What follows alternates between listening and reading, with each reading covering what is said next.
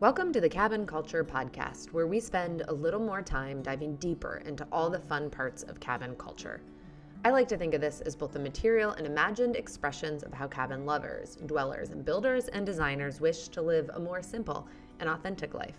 Today, we're welcoming Nicole, known online as the Cabin Hunter, whose journey from wedding photographer to cabin specialist offers unique insights into the art of capturing and marketing vacation properties. If you want to turn this episode into a drinking game, go ahead and take a drink every time I say yes. She had so many things that I just wholeheartedly agreed with and so much helpful insight to offer. From photographing over 100 unique properties across the globe to co-founding a property management company, Nicole shares how telling a cabin story goes far beyond just beautiful photos. We explore everything from what to look for when hiring a photographer to the small details that can make or break a guest experience, and why sometimes the most meaningful shots happen at sunrise or around a carefully staged campfire.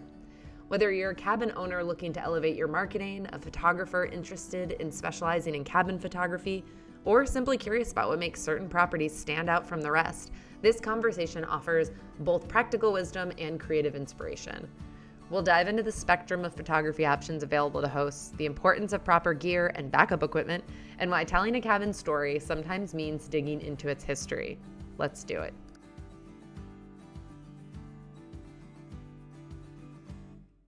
Nicole, it's great to have you on the podcast. Thanks so much for having me. I'm very excited about this. We have had photographers on in the past, but it's been a very long time. So I feel like this conversation is overdue in many ways. And I feel like listeners will actually really appreciate this because it's been so long since we've had one. That's awesome. So why don't you start by introducing yourself and just tell folks, because you do a lot in this space. It's not just photography. So give us an overview of everything that you do that kind of relates to the cabin culture world. So I'm Nicole. I go under the name on social media and out there as the Cabin Hunter. I have been photographing cabins for 7 or 8 years now. I am a wedding photographer actually by trade. So I do adventurous elopements, families, maternity, newborn, anything you can imagine I do. So that's kind of where my background came from. I also do travel photography with my husband. So I've always been in the photography space. I got reached out to by a property about 2.5 hours away from me. They found my wedding page, said they loved my content and wanted to have me come up and be able to kind of just tell, the story of their space in maybe a different way than just kind of your standard real estate shots. So went up to the property, fell in love, and became addicted with cabins and being able to tell the story of all these unique and different spaces, and really just enjoyed that. From there, I was like, oh, this would be great, to be able to explore a few cabins a year. And it just kind of continued to snowball. In 2021, I was actually at a retreat that was meant to be expanding my wedding business and kind of my travel business and brand side of things. And a friend kept calling me the Cabin Hunter as we were staying at a property in Joshua Tree. And I was like, ooh, I like this. And as I was at this retreat, I kind of just dived into wanting to give cabins their own designated space, and kind of create a business that really focused on helping cabins, because I feel like there's so many great properties out there.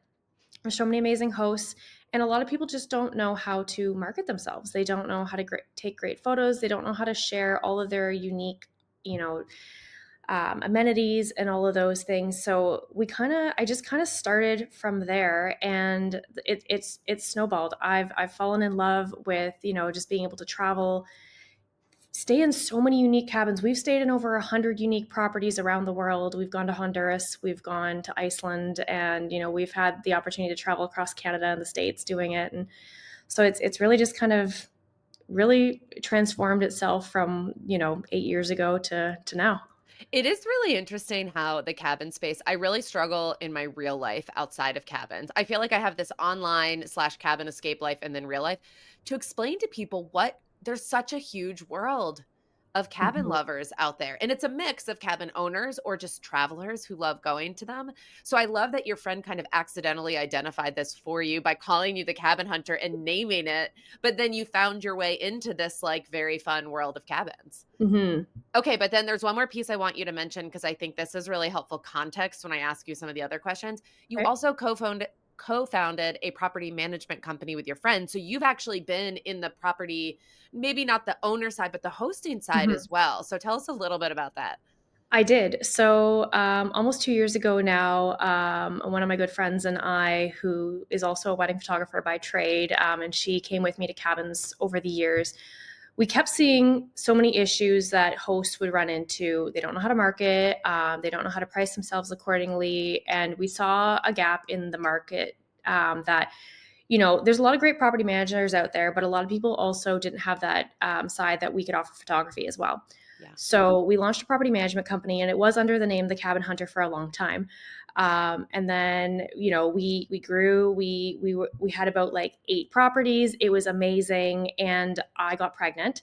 And having a little baby definitely changes just your life and how much you can take on. Hmm. But so my business partner still runs it just under a different name. So I still support her in the photography side of things. But it was a really good learning experience on how much actually goes into, running a property. Yeah. It's not just the pretty photos and, the nice videos. There's so much behind the scenes on setting up really, like a great guest experience, thinking through the smallest things of, oh, we're going to offer, like just a few, like, charging cables in the house. So that way when, a guest shows up, the cables are there. Or, someone, is showing up, they've had like a 4-hour drive and there's some little snacks available for them upon arrival. It's just like those little things that people really, appreciate, that some people don't know to think about unless you've been in the cabin space for a long time and experienced like the best and the worst of what's, out there to offer. Yeah. Yeah. So I think this is really interesting because I think anyone who's been in the cabin world for a little bit has the same, okay, maybe not the skills to be a photographer, but if you're a photographer staying at a bunch of cabins, you very quickly pick up on like what it takes to do this well. And I can imagine that becomes like a little bit addicting. You're like, okay, well, now that I know how to do it well, I kind of want to try doing it Yeah. myself. So you're the first one I've talked to who's done this, but that path makes so much sense to me. So I want to tap into all that experience. I just wanted people to understand the perspective of where you were coming from before I start asking some of these questions. I want to start with photography. So Okay. for someone, let's say they've just entered the short-term rental space, they bought their first place, they spent months renovating or building, and now they're ready to launch and they're like, "Okay, I should probably hire a photographer." Can Mhm. you give them a landscape of like what's out there for them to choose from like trades, influencers, photographers who are also sort of influencers? Like, what is the spectrum and what would you recommend for someone just starting all the way up to someone who might have been around for 5 years and is like, I just want to continue to improve? Give us an Absolutely. overview.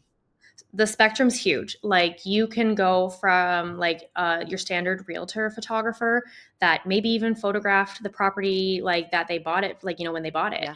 A lot of people have those like photography connections that way. There are Wait, I'm going to pause you. For each of them, can you give us like a little the benefits of that one, but maybe the downsides of that one? So the realtor, the benefits and the downsides of hiring a real estate photographer. Okay, so real estate photography is like they're great. They're going to give you though the room as is. They're going to go in, they're going to photograph the space. They're not going to think through, oh, maybe these pillows would look better over here. Like oh, like if I steam like the bed, like that would make the space stand out even more. So they're going to go in, they're going to photograph the space. Typically, they're in and out in a few hours. But if you hire like one that's been in the industry for a while, they know how to shoot a room, they know how to do use of light, they Yes. typically know how to do the HDR photos where you Yes. can see the outside as well as the inside, which is really important. So important, and people don't realize that. And it takes like someone who's done a lot of houses to be able to do that. Yeah. Absolutely. It's a good one. Sometimes they can do really good video tours. If you're looking for a video tour, I know on Verbo you can post a link to kind of do video tours, which is always very helpful for people that don't understand, when you're looking through listing pages, like the flow of a property. Yeah. But and they're affordable. Typically, like I'm in Ontario, Canada. Typically they're like $300 to $500 up here, so they're affordable. They're Yeah. in and out really quick though. A lot of times they don't stay till maybe sunset. They don't stay for sunrise. They're Yeah. not going to go outside and make you a bonfire Yeah. and kind of do those things that the cabin life is trying to sell, that you Yeah. want to come and rent this property and you want to like be able to see all those things. So that's where I think the big downside on real estate photography is they that's not their skill set. They're not That's right. here to kind of stage and go like that extra mile to kind of That's right. create that unique kind of experience that like cabin hosts are trying to sell. That's right. That like the marketing piece. But that Yeah, is also sort of an advantage in that they could come in during a flip and you don't have to give up a night or 2 absolutely. of revenue. So depending how booked you are, that could also be an advantage. But yes, they're not telling a story. Yes, absolutely, and I've done that before for people where I'm literally working alongside the cleaner because they just need Oh, those listing photos to, because yeah. it's like they've booked it out early, like, they launched on one of the listing pages, but they actually don't have great photos, so I've Yeah. been working alongside the cleaner. Okay, you're inside, I'm outside, trying to do things, but I would say, like, even for the listing photos, I go beyond what a real estate photographer does because I still do the bonfires. I Yeah. still do, those things that, like, really are gonna make the listing stand out a little bit more. Yeah. Even a fire in the wood stove, I feel like a real estate photographer is Huge. not gonna light that, but, like, No. someone else might. Okay, that's a great place to start. Okay, what's next? So I'd say we can either go the route of, beginner photographer or an Let's do influencer. that. Let's do Okay. beginner photographer and then influencer. Okay, so beginner photographer, someone that probably has a camera, maybe better than a phone, but they don't necessarily know use of light. They don't know how to do the HDR photos. They probably haven't stayed in a lot of cabins yet, which is okay. Everybody has to start somewhere. We all did at some point. Some of these people are willing to do it for trade for, 1 or 2 nights. Um, and the great thing is you're probably going to get a lot of deliverables depending on the Yeah. conversation that you had. I think a big thing for cabin owners is to be able to have that conversation on like what to expect. Because it's a bit of a wild west, I find, in the industry on like the photographer or the influencer, whoever's coming in to stay Yeah. on, deliverables. Yes. So it's having that conversation ahead of time so that the expectation is set on both sides of the field, so everyone's kind of knows what needs to be done and there's no disappointment upon delivery. Yeah. Yeah. This is so good, Nicole. Okay, but okay, on beginner photographers, when you find a photographer and you're looking at their profile, I'm sure you have a very critical eye. You Mhm. stumble upon a new cabin photographer, you give that quick 10, 15-second glimpse to their profile.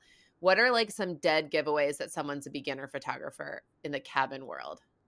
They don't have the right lenses. So I So good. think, coming from the wedding space, I've seen a lot of great wedding photographers that their work is phenomenal. But moving out of wedding space over into, say, cabin or even brand photographers that are used to shooting maybe like, specific like small brands and stuff, Yeah. they don't have the wide angle lenses that are That's right. needed to shoot the spaces. They've got the 85, they've got the 70 to 200. I came from weddings, Yep. clearly, but Yep. they don't have the 16 to 35, and you get into the space, and that's not gonna show the, like, what it Yes. feels like.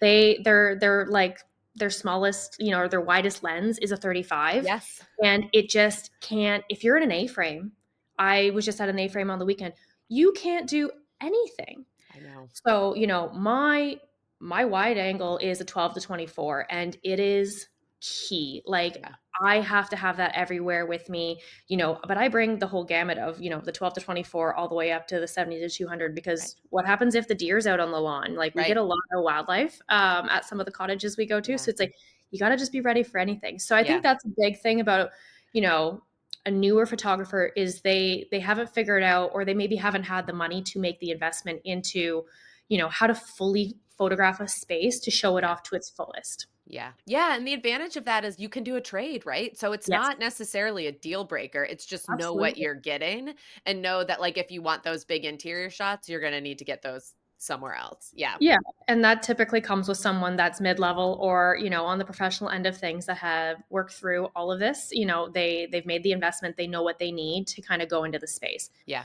Also, even use of light. Some places are so dark, depending on what the cabin owner is looking for. Some people actually need a space that does require flash.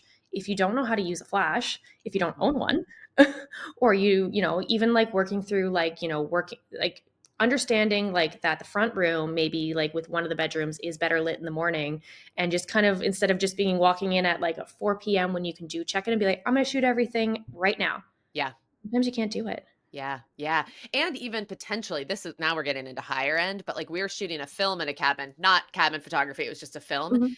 And our DP, director of photography, had a big constant light that he had coming in from outside the window to create, and it looked Cool. like natural light was coming in, right? That's higher end. But when you invest in better Yeah. photographers, like I'm pretty sure Dirt and Glass brings lighting with them. Like they Yep. can do things like that. Yep. You're gonna pay for it, but it Yep. it is it is a huge benefit.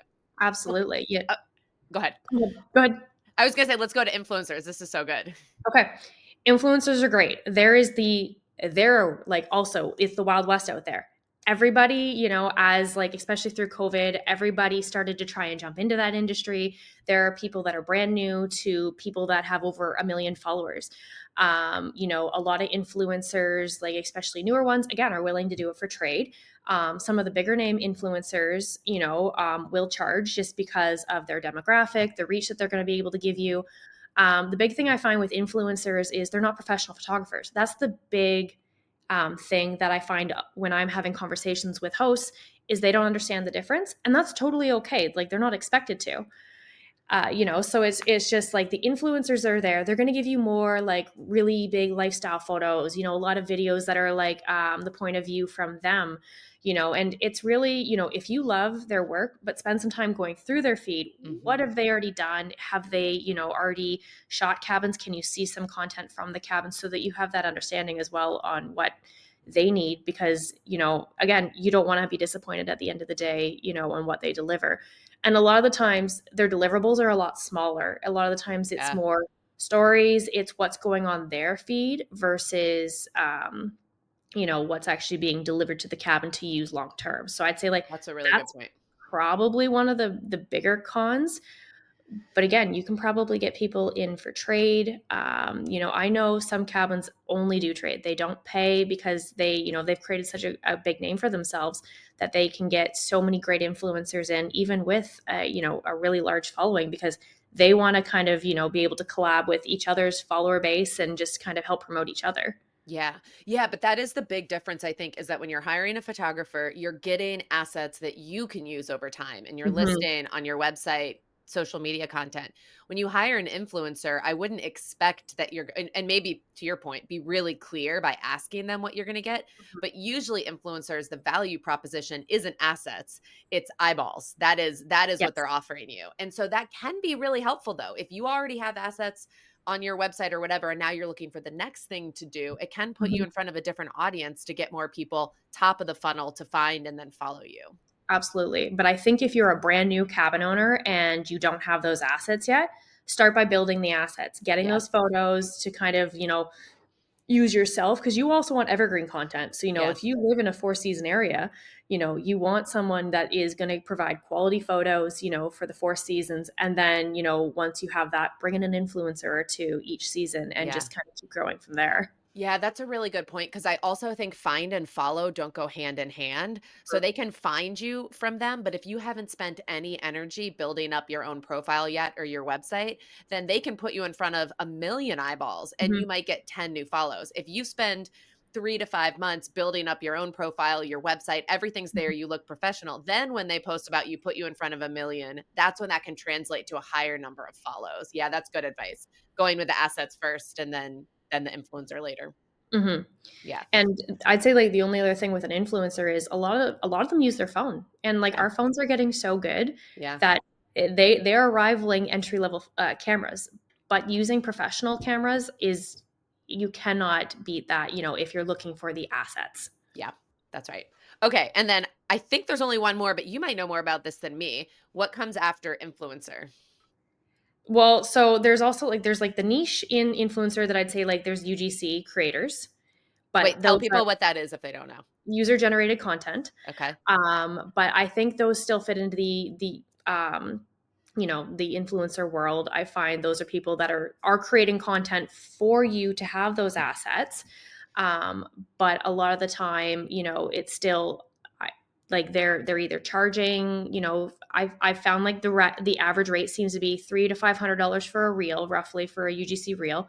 But again, they're kind of all over the place. Sometimes they come in and they're doing other work with other brands because they're trying to maximize on like your great space. So that could be a detriment if you don't want people creating other content in your Yeah. space. But some of them, like their work is beautiful. So Yeah. it just kind of depends. Yeah.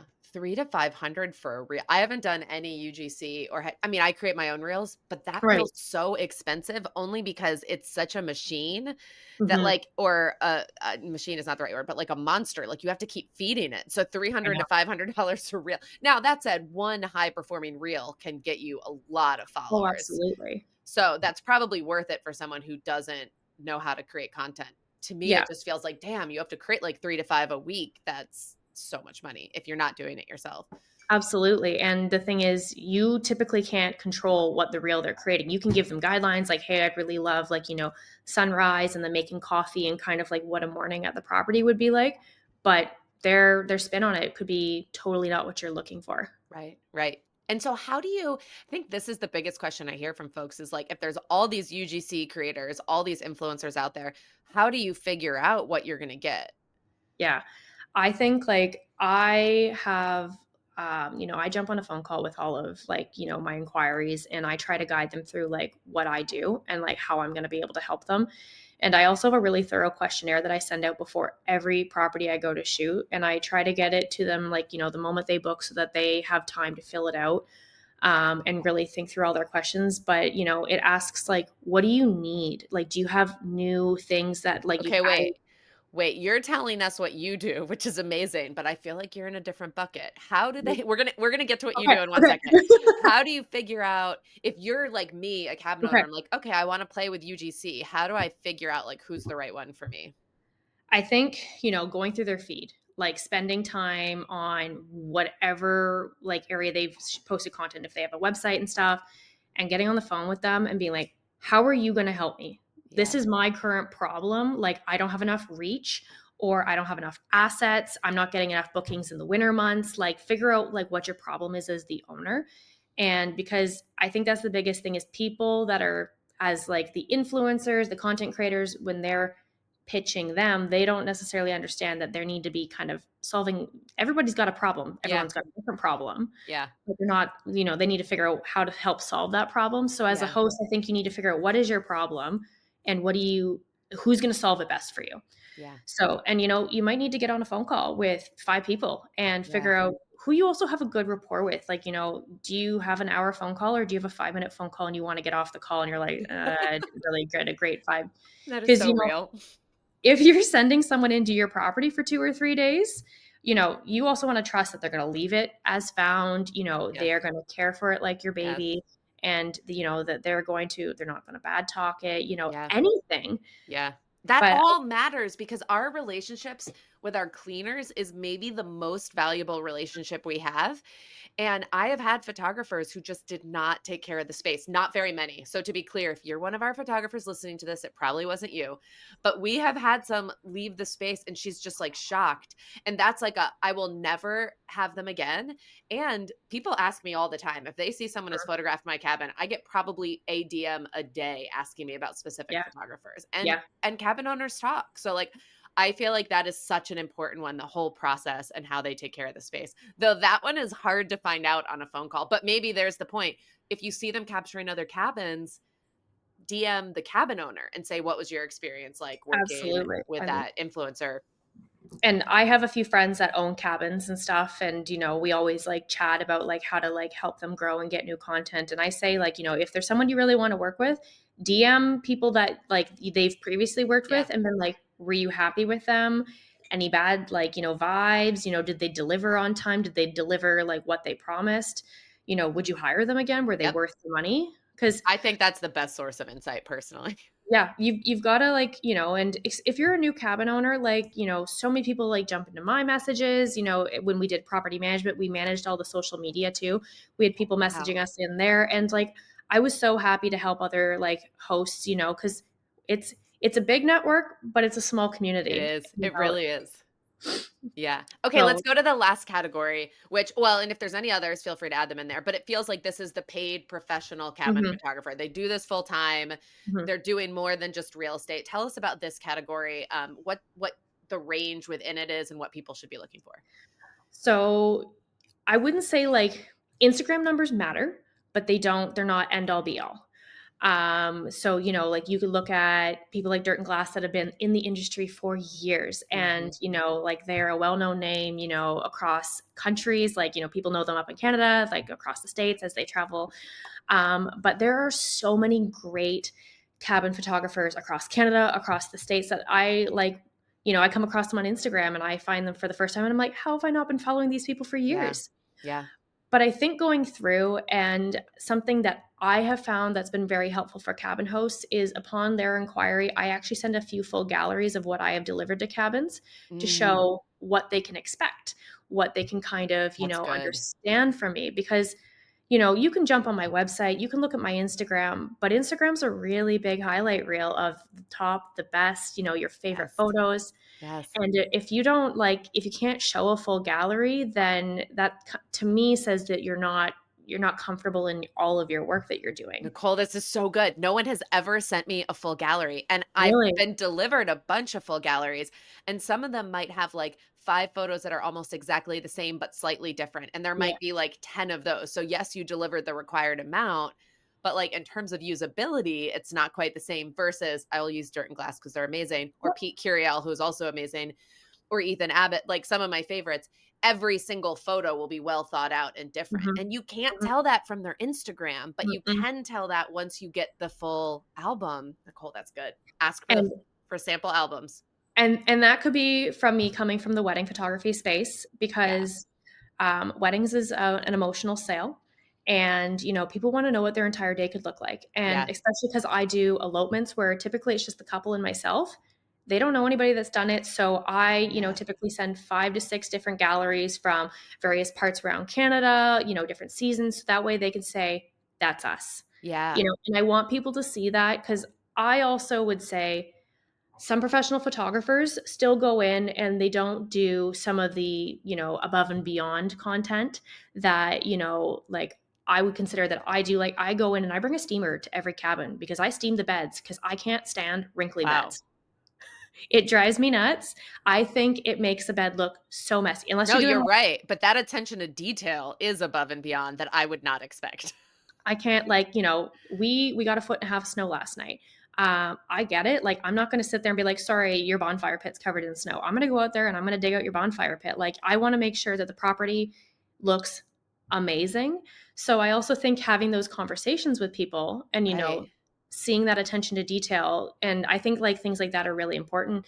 And, you could make an Instagram reel being like, look, I steam your beds, but it's Right. not going to reach your entire audience. So how do you that's my question because I've had experiences of people who've done that, created scenes, gone above and beyond, and ones who like complained to me about snow, right? And it's like they're all over the spectrum and I don't know how I would have known that ahead of time until I worked with them. Now if folks ask, I will share those things. But Yeah. like I guess I look back now and I'm like how would I known that fill in the blank was actually going to be a very difficult guest? Yeah, and I think that's hard. When I was doing the property management, I had a like a form photographers and influencers could fill out. So because you get just slammed, I'm sure, with people that want to work with you on a daily, and the messages are terrible. It's like, hey, I just followed you. I'd love to like trade for 2 nights, and you're Or just I like, don't even follow you. yeah. Hi, I love your cabin so much, but I don't follow you. Yeah, so I created a form that was like, please fill out this form, and you could kind of ask questions Yeah. that could kind of filter out the ones that just want 2 nights free. Like they just want to come Right. and stay and they don't really care. And, I asked for if they had a website, I asked for their social media, I asked if they had sample galleries because I think like that's the best way to kind of get a good foothold on like who they are, what Yeah. they're going to be able to do for you. Yep. And then a few questions, and you got to tailor it to your space.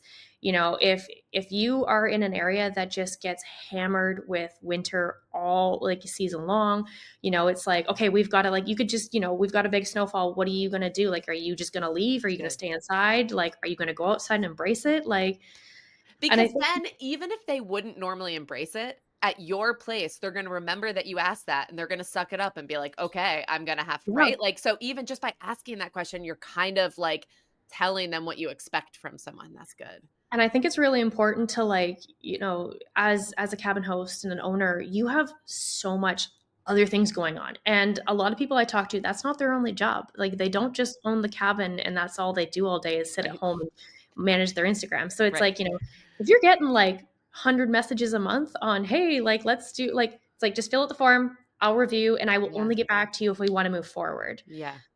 And I found that really kind of dropped, people following up consistently and just being like, hey, like, we still want to come. And it's like, or you know what? You can put someone say, like, yes, I would like to work with you, but I don't have any room until maybe next year. Yeah. And you can just put them on the shelf, know that they're there, and reach out when you're ready to kind of have that. Some people don't have the budget to kind of make Yeah. the investment. Yeah. And that could be a great question. Like, what are you charging? I think I had are you looking for like a trade? Are you looking for payment? How much payment? Like, what are your starting packages look like? Because, as a host, you don't want to get on the phone and you don't have $2,000, $4,000, depending on, who you're hiring Yeah. to shell out at that current time. But you might in another year after you've Right. kind of, grown yourself. And you might save up for it too. Like I've talked to cabin owner friends who are like, I want to hire dirt and glass, but they are the most expensive out there, worth every Mhm. penny if you ask me. But it's like, okay, I'm gonna save up for this. In the meanwhile, I'll do some trades and that's fine. And then in Absolutely. a year or two, I'll have dirt and glass come in and get all that comes with that. Yeah. Absolutely. Yeah. So I think it's hard as like an owner to kind of filter through, the noise. Yeah. But there are ways. It just depends on how you want to set yourself up. But Yeah. If you're dreaming about a cabin build, or are in the midst of a build, or you just bought a place and are getting ready to host for the very first time, regardless of where you are, sometimes you just need a little help along the way. Shared experiences from someone who's been there, advice from someone who's learned a lot of lessons the hard way. That's me. Or a cheerleader as you finish up. All of these reasons are exactly why I started offering cabin consultations to our Instagram followers and friends who could use some specific one-on-one help.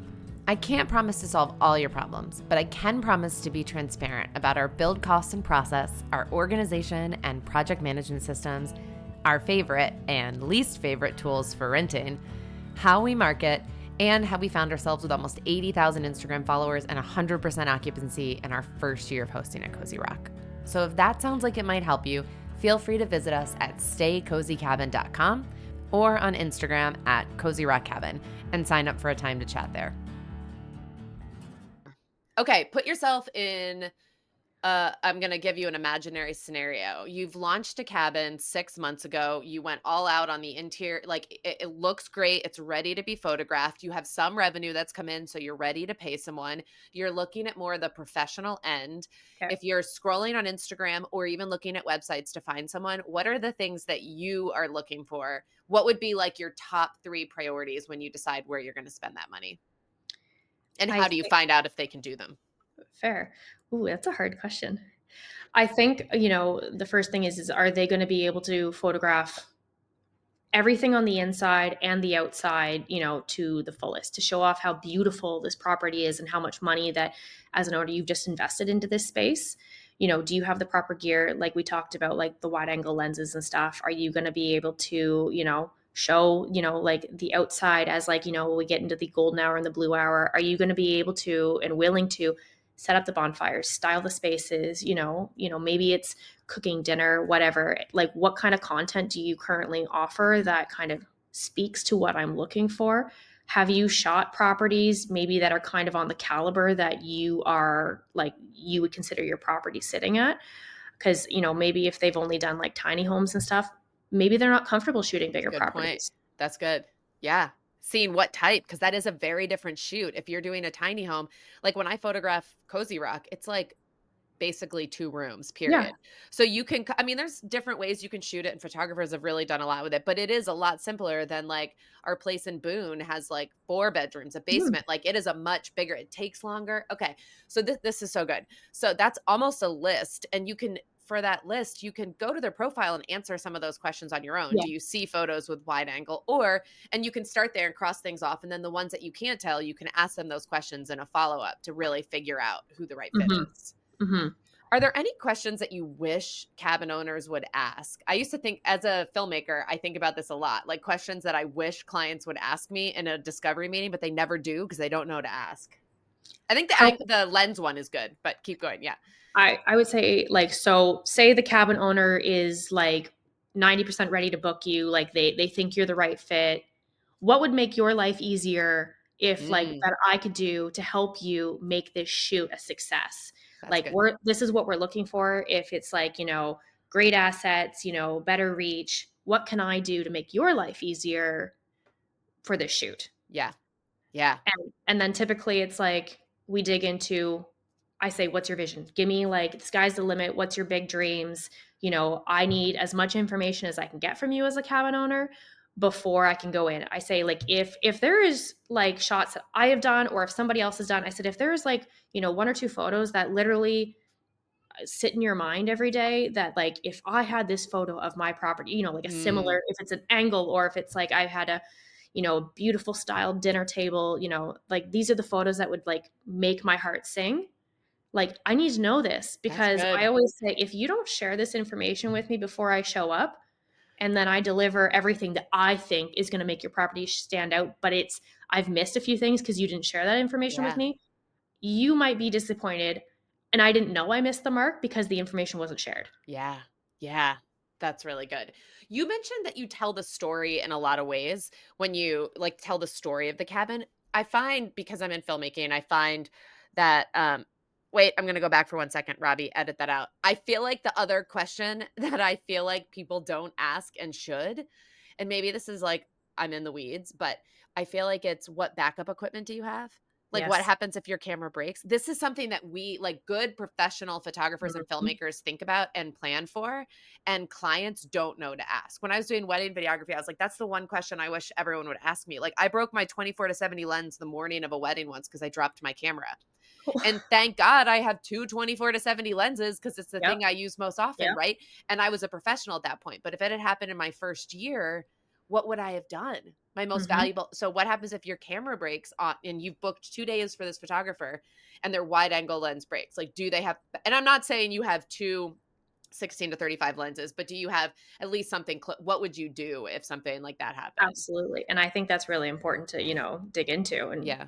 do you want me to answer that question for you? No, no, no, no, no, no. Yeah. I mean, I'm sure talking to you, I know that you're a professional and you probably have backup options. That's the question that I think that people should Yeah, ask that they don't ever ask. and I also think a good question is, like, and I think just because 'cause we're sitting in the dead of winter right now, um, what happens if, like, we get a wicked snowstorm, which literally just hit all of Ontario, New York, Pennsylvania, like, everyone just, like, covered in snow right now.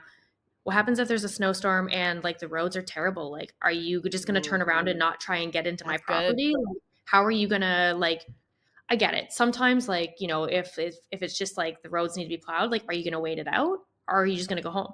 Do you have a four-wheel drive vehicle? Like, Yes. depending where you're located, maybe that's a question you should be asking. This is so good. I've never asked these questions.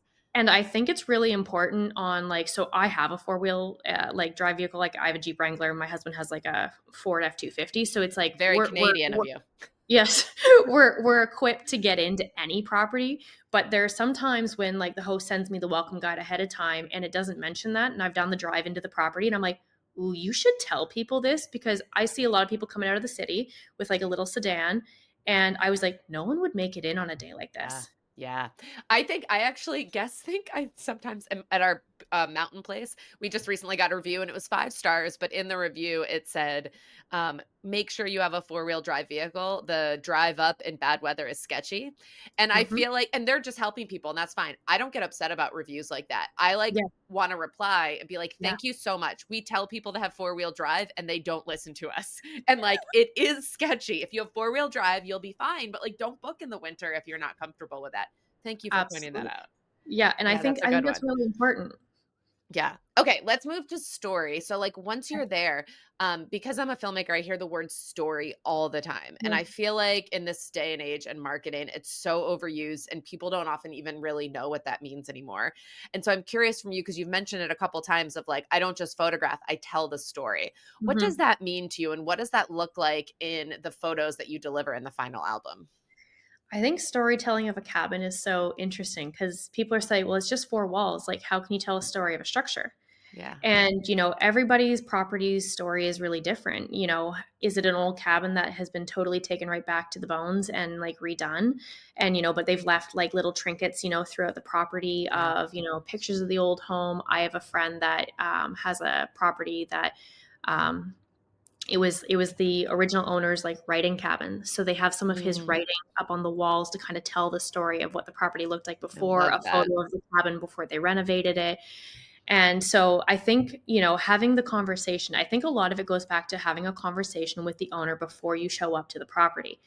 What's like, did you just buy this property? Do you know the history of the property? Are you like, has this been in your family for generations? Mm, And, you've spent time, like your dad carved all these things into the walls. Like, the more you can find out ahead of time, like the better. I that's also so good. sometimes like I always ask the owner, am I okay like if I text you questions throughout the stay? And sometimes I get there and there's like a really cool like mural or like something, and I'm like, it doesn't like, it definitely was not bought at HomeSense. Yeah. Yeah. And I was like, can you tell me, like, is this something that like is meaningful to you? Like, how can I like incorporate this into kind of telling the story? And like trying to get as much information as I can. But I think, like walking into the space and like what kind of feeling do you get immediately upon walking in?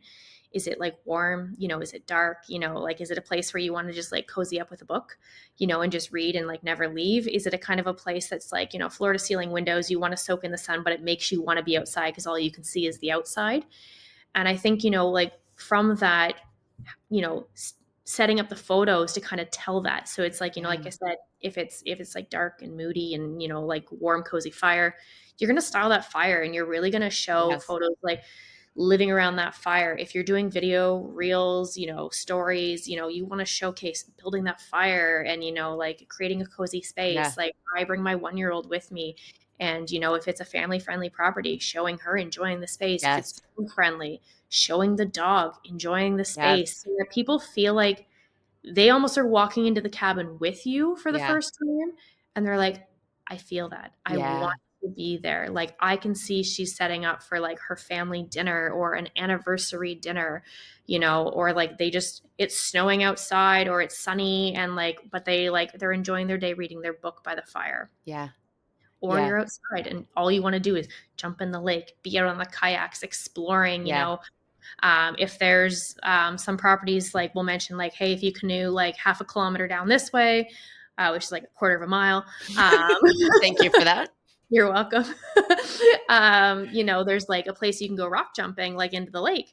Yeah. Cool, let's go try that out and show Yeah. people what it's like to just live. And that And is part of the story of the cabin. The yes, cabin isn't even in that photo, but it is part of the story of the experience they're creating. absolutely. I can't help but think, like, if someone was staying at a renovated cabin and they were like, "Do you have photos you can send me of the before?" And then if a photographer, like, printed them out and actually, like, told the story and, like, I've just never seen that done, but wouldn't that be cool if they, like, because we bring photos to shoots all the time for filmmaking because often Hmm. parts of the story are, like, in the past, and we have to Yeah, figure out how we yeah, incorporate that visually, and I just can't help but wonder if that would be really cool. I don't have a renovated space, but if someone did, that would be a yeah. cool way to help tell that part of the story. That's actually a really cool concept. A lot of the times, like, the owner will tell me that they bought the property and they've renovated it, but they don't share the photos. And Right? there's this website that's specific to Ontario called House Sigma. And you can see, I think it's like back to 15 years worth of sales. So you can go in and see what the property was looked like when they bought it. So it has all the listing photos, what they bought it for, like how many sales it's had and stuff. So you can see all of the history. So if someone's bought a property in the last 15 years, I typically like to go through and just see what they've done. Almost Yeah. like for myself to kind of be like, wow, okay, like they've really put a lot of heart and soul into like overhauling this kitchen. We're going to photograph the kitchen. Because sometimes Yeah. people don't feel like they want to overshare because maybe they're embarrassed, like, and like they don't know how to share it, that they're so proud of what they did. So Yeah. it's like I like to go through and look at these photos myself. And sometimes I just will sit in the room and be like, wow, they've done so much great work. And, it can show in the photos if Yeah. you know how to do it right. Right. Okay, here's a challenge to anyone listening, whether you're a cabin owner or a photographer. I would love in the next like 6 months to see a shoot where someone prints out the before pictures and like brings them to a property and finds a way to actually tell that story through photos or reels or something like that. I think that would be awesome. Even if That's you had like a beautiful set of frames that you bring to any cabin that's been renovated and you just cool. swap in the pictures of that cabin and you figure out a way to like I don't know, I think it's like a different way to tell a story, but I That's think it would be cool. really cool, especially if the cabin owner didn't know you were going to do it. Yeah. Imagine as a cabin owner who renovated, put your heart and soul into it and then got delivered an album that has a collection of like before and after pictures that they did without Man, talk about Ooh, storytelling. That ooh, would be I like amazing. that. I'm gonna try and do that challenge. I've gotta find the Okay. right property for it, though. I know, that's the thing. It's not like ours wouldn't work for that. We didn't really, like, deeply renovate any one of them we did, but it's a little bit different. Anyway, I just Yeah. think that would be awesome. I love that because I hear story thrown out a lot, and I'm not saying that, like, a picture around a campfire is not a story, but Mhm. there are, like, deep stories in the Yes. fabric of the cabins and the owners and the work that they put into them, and how do we tell that? I think that Mhm. one's a little bit harder to tell. Yeah. Yeah, and, like, if you know that, like, grandma this was grandma's cabin, grandma made all these blankets that still are original to the cabin, how do you incorporate grandma's Right. blankets How do throughout you get a and picture of grandma and print that? Anyway, I'm going deep down holes now. ooh, I like these. This is a fun challenge, right? How do you honor grandma? Well, my dream Yeah. anyway, I haven't talked about this in a while, but my dream is to one day do dead grandma's cabin, where it's a cabin with an imaginary dead grandma, but you bring her personality to life and all the vintage decor and That's so decorations. fun. And so that cabin would need pictures of dead grandma in it to really tell that story. Okay, I don't think people like my idea of dead grandma's cabin, but I'm super into it. I Okay. think that's cool. I want to move from cabin photography to now the pieces of advice I think that could be really helpful for cabin owners because you've been to so many cabins. Mhm. So first of all, the impossible question, what is your favorite cabin you've ever been to? Ooh, You that's really have to hard. pick one. You can there's no cop out of like I love them all. I don't love them all. Okay. Thank you for that. That's the honest answer. You can't love everyone has, every property has their own unique features, and I'll remember everyone for a different reason. I think probably my favorite cabin was on the island of Roatan in Honduras.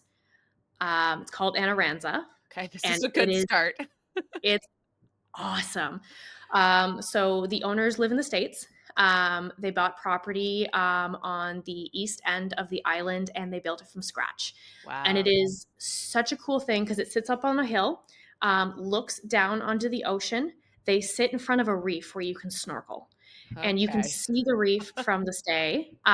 They have two villas. So one accommodates, like, I think four, maybe up to six people. The other one accommodates only two. I So want there's to a few go shared here. What's it called again? Anaranza.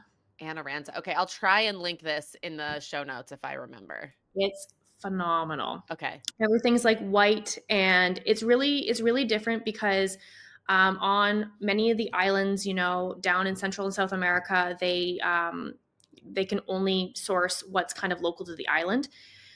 This couple went above and beyond and they sourced stuff out of the States, out of other areas of Central and South America to make the furniture really stand out comparable to what is existing, to the other properties on the island. Yeah, it's amazing. Yeah.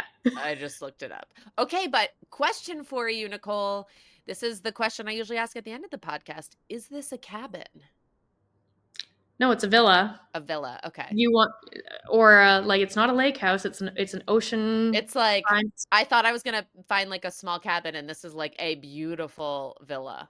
Okay, I did ask your favorite place you've ever stayed. Fair. I normally say your favorite cabin, favorite place. This is epic. People need to go here. Okay. Now, when you think about all the places you've been, what are the things that stand out? Like, okay, let's start with small things. What are some small things that make a big difference when you go to a cabin that not enough people are doing? The simplest thing, making sure if your bed sits in the middle of the room and it's not pushed to one side, both sides have bedside tables and Mm. plugs. Is that uncommon? Yes. Really? I cannot tell you. So, property we stayed at a few weeks ago, like, had, like, literally, like, the smallest little sliver that you could barely fit, like, a water bottle and a phone on, no power on one side. And I get that not every, like, property has, like, an outlet, but you Yeah. can run an extension cord, you can Yeah, do that's things true. on walls. I've seen, lights that, like, have come down and stuff that have, like, like, charging ports and stuff. Yeah. There's so many things that you could totally do. You're gonna hear my dog ripping around in the Oh, that's your background. dog? Yeah, she does this every time I'm on a call. I love it. What kind of dog? Can you introduce her to us? Nobody It's a ever watches the YouTube version, so maybe if there's a dog, they will, especially a Kino. husky. Kino, you want a treat? Yeah. She's Yeah, like, I Kino. don't know. Kino, come here. Of course, you're Canadian with a husky. Yeah, and we named her after the smallest town in the Yukon. Really? Yeah, Kino? It's a good yeah. name. Called Kino City. It's a small silver mining town. Okay, I'm not Come gonna here. tell you guys if we see Kino or not. You're just gonna have to watch the YouTube version to find out. Oh, hi, buddy. Layla's gonna get so mad. She hates it when I say, "Hi, buddy. Look at those eyes. Say hi. Welcome to the podcast, Kino."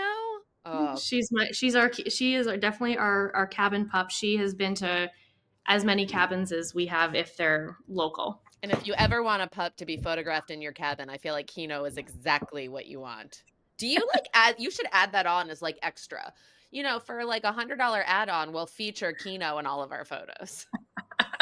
And then she just ends up in half the photos when I Mhm, don't want her to be because she just mhm. lies down. Story of my life. I totally get that. I couldn't leave her at home though. If an owner was like, I don't really want to pay for the dog, I'd be like, sorry, she's got to Right, come. she's coming anyway. This is like She's my best drones at friend. a wedding. Some people charge extra for drone video at the wedding. And I'm like, but I want to get drone video of every wedding. So what if you Yes. say no? I'm still gonna do it. This doesn't make sense. That's the Kino add-on. And I've seen that even in cabins. Photographers, even high end photographers, but it seems to be more on the influencer side, charge to bring the drone. Yeah. And I get it because theoretically, and I don't know how many of them have this, but if you're charging for those photos, you need to have your Part 107. And it costs a lot of money and it's very hard to get your Part 107. So I can see why, if you've done the work and you've paid the money to get your Part 107, you charge extra for that. That said, I would be curious out there, cabin owners. This is a good question. If someone's offering drone photography, ask them, do you have your Part 107? Because legally, at least in the US, I don't know about Canada. In the US, if you're going to charge, if you're doing commercial drone work, you Mhm. have to have a Part 107. See if it's on private property. So all Canada requires is like a little drone license. But if you have I believe it's the mini, you don't need it because it's under the weight limit. Really? Yeah, so we have the Inspire 2 and the Mavic 3. So we just had to have them licensed. My husband's also a private pilot, though, so he has an Oh, advanced license. yeah.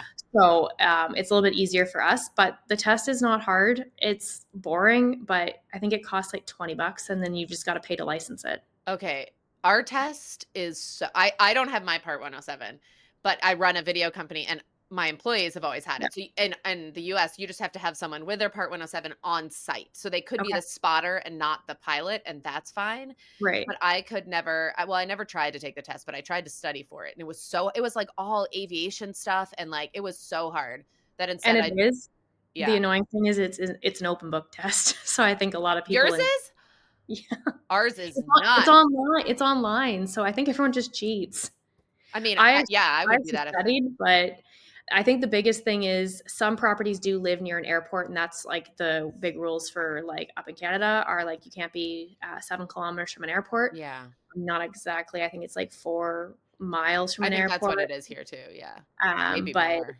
some people still, and like you can't fly more than I think 500 feet in the air because then you get into airplane space. Yeah, But I see so many photos that are well beyond that, and yeah, I think that's kind of people just aren't they don't care. yeah. And It's that's a tricky one. I see a lot of people using them, and I'm like, I bet you don't have your Part 107. I don't know if they do or not, but with recent plane crashes, I do think about it a lot. If you don't know yes. how high you're supposed to be, I can't imagine. I mean, I can't imagine a commercial airliner would be low enough near one of these cabins to do that, but a small plane or It's something like that? and we have a lot of the properties in Ontario are in kind of like our cottage country, and we've got 10,000 lakes up there where people can come Yeah. and land their planes and literally come right into the cottage on Yes. planes. So I'm always very aware. Yes. Yes. Yes. Anyway, moving on from drones. Okay, we were Yes, talking about the small details that make a big yes. difference in a cabin stay to help hosts think about small tweaks they can make. That is a good one that I would not have thought of. Any other ones that either blew Um, you away when you saw them or are kind of frustrating when they don't have them? hooks and bedrooms are always really key Oh yeah, to that's put your good. clothes. That's good. Yep. The welcome baskets are always phenomenal when they're well thought out. Yeah. I've had owners, to me, it doesn't have to be like wine. I actually love like the small little things. Like I've had owners, sometimes it's the cleaners, they pick up from the local bakery. Yep. And then that way you can try the local, you're supporting local. Maybe you love it so much you want to go back out. Yeah. Those things like blow me away. The handwritten notes that like welcome you to the cabin, I love so much. I think that's Yeah. so invaluable because then you feel like they wrote your name. Yep. And maybe if you're celebrating something, they actually know. Yep. That is a hard Um, one to find out. We usually acknowledge that in our notes and with a special gift for the guest. But it is sometimes hard to find out if people are celebrating things. We ask in our message, but I worry how many of those I miss. But when people acknowledge it, that's really nice. Places that don't leave enough toilet paper, paper towel, things to clean the kitchen up with. That's a good one. Cleaning supplies, we often hide away in our owner's closet, but a lot of guests are very responsible and would Yeah, like to clean up after themselves and can't. I think if you like leave just like an all-purpose cleaner and maybe like a Windex or something, Yeah. with like a few extra rags, Yeah. your place might be a little bit cleaner Yeah. than you expect. That's good. I agree with that. Okay. Not Uh, not having like plungers for I've seen the showers back up, I've seen the toilets back up. Like I can't I imagine not having a plunger. That seems like a disaster waiting to happen. yeah. But I can see the first time you're opening one for like maybe a week or two, not realizing. Like, I don't know that that would be top of my list, but if you've hosted for more than a week, that's like a no-brainer. If you've stayed at your own cabin, although I can't remember the last time I clogged a toilet, but like all it takes is once for you to realize plunger at every bathroom. But sometimes it's the septic. Like a lot of properties are on septic, Oh. and if someone has sent something down there that doesn't belong in the septic, and then the septic backs up, you're in Ah. trouble. That's so good. Yeah. I mean, not good, but good to think about this. I think that one's really good for new hosts. I feel like if you've been hosting for a while or even just gone to the bathroom at someone else's house without a plunger and something happens and it's like the most embarrassing thing ever. Anyway, I'm going down a rabbit hole of poop and plungers, which maybe is not appropriate. I Any, think any I've got one more thing that I think is okay, really yes, do helpful. it. A really thorough welcome guide. So something we learned doing property management was, you get asked the same question time and time again. Where is this? Where is that? I cut myself. I need a band-aid. Do you Mm, have them? Or, so where's your first aid kit? yep. Where's your fire extinguisher? Where's the wood? How do I start a fire? If you build out like a really thorough welcome guide that gets sent out ahead of time, and then if you have a physical one on the property that people can like go through with, also places to eat, things to check out, hiking, Yeah. ice cream shops, like literally think through. And if you've been an owner for 10 years, think through all the crazy questions you've been asked and put them in Yes. there, because it will literally stop the hundreds of questions that come in Yeah. while a guest is there. Like put in a question about late checkout, like, Yeah. like, can you late checkout? Like, and sometimes the answer is consistently no in between these months, and just Yeah. think through things that will make your guest like lives so much easier and your life easier. Yeah. Maybe you've got a hot tub that's hard to kind of navigate. Maybe create a QR code and create videos on how to navigate the hot tub so that they can go through these videos first before they ask you. Some people don't know how to start a fire, so we created a bunch of fire like videos on how to start a fire inside and outside, like how to use, fire starter, kindling, and then wood, you got to fuel it, how to use a wood stove, because Yeah. a lot of people don't know how to use wood stoves. Yeah. Yeah, that's true. And if your wood stove has a catalytic converter, which is like better for the environment and more common now, it makes it a little bit more difficult to use. Yeah, all of that is so good. Nicole, your perspective is so helpful on both photos and the cabin running management side of it. Thank you so much for taking the time to chat with us. Thank you for having me. I really had a good time. Me too. Thanks so much for joining us. And if you liked what you heard, feel free to leave us a 5-star rating on Spotify or share some of your favorite parts over on Apple Podcast. If you have feedback or suggestions for the future, you can also find me on Instagram at Cozy Rock Cabin. Looking forward to next week.